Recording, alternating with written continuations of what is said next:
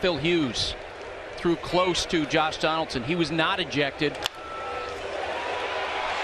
Ground ball to third, to second one, and that's all they'll get as the run scores. Keep going, Buster.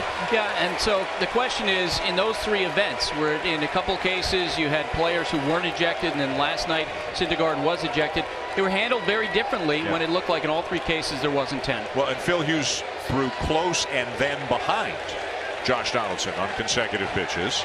And now Terry Collins, I think, is out to ask about the Seager slide, perhaps at second base.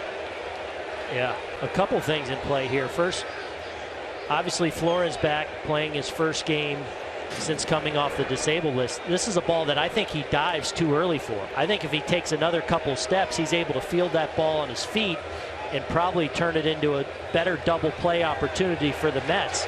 But clearly Seager goes across the bag there. Does he hold the bag? He goes on a pretty good straight line. He's more beside the bag than past the bag.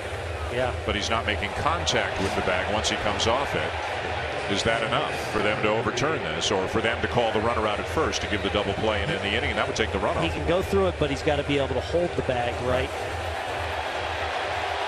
to prevent Chase Utley's run from scoring. Right.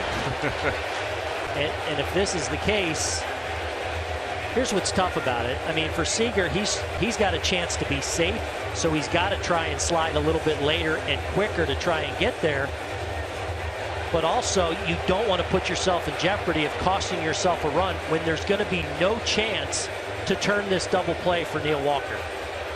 And I don't think he has to hold on to the bag as long as he's within reach. Exactly. Of the bag.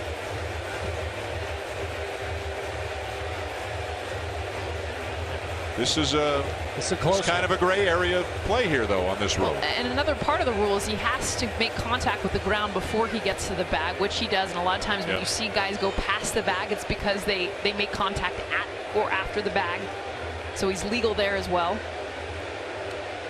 Well, one of the parts of the rule says able to reach base with a hand or foot. It doesn't say touching the base with a hand. Now, he was able to reach. He was close enough to reach it, but he wasn't actually touching it when he slid by. You don't have to. You just have to be able. But here's the thing. If you're Seager, you understand it's a slow developing play where Flores leaves his feet. So your job is to get to second base as fast as you can, and you should really gauge your slide to the front of the bag there.